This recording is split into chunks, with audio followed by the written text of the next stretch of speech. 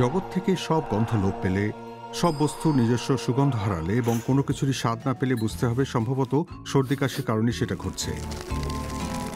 নাকের কাজই হলো গন্ধ শোকা, কিন্তু সর্দি কাশি ও অ্যালার্জি নাকে মনে করিয়ে দেয় যে সেটি ইমিউন সিস্টেমের অংশও বটে। নাকের কাজ শ্বাস প্রশ্বাসের সময় বাতাস ফিল্টার করা, তাতে আর্দ্রতা উষ্ণতা যোগ করা। বাতাসের স্রোতের সঙ্গে আসা বড় কণা নাকের রোমে আটকে পড়ে।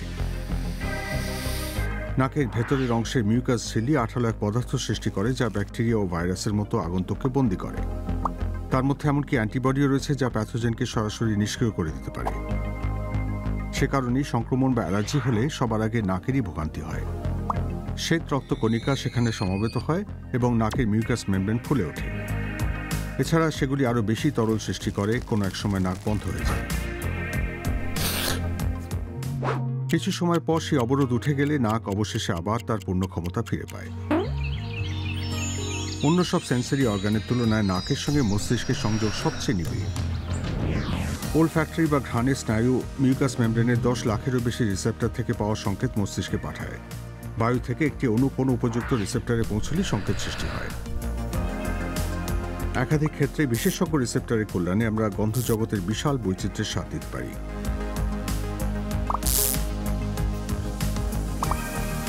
একই ধরনের রিসেপ্টর একই সঙ্গে সক্রিয় হয়ে উঠলে গন্ধ বেশ কড়া হয়ে ওঠে। সবসময় সেটা মোটেই সুখকর হয় না। তবে শুধু দুর্গন্ধ পেলেই নাক সাড়া দেয় না। কখনো সুন্দর রান্নার সুগন্ধ বাতাসে ভেসে এলেও নাক আমাদের খিদে জাগিয়ে তোলে।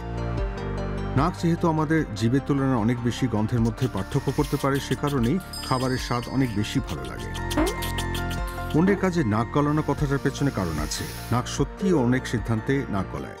যেমন কোনো বাসা পছন্দ করা বা কাউকে আকর্ষণীয় মনে করার সময় গন্ধ আমাদের অনুভূতির উপর অনেক বেশি প্রভাব রাখে, যা আমরা সচেতনভাবে বুঝতে পারি না।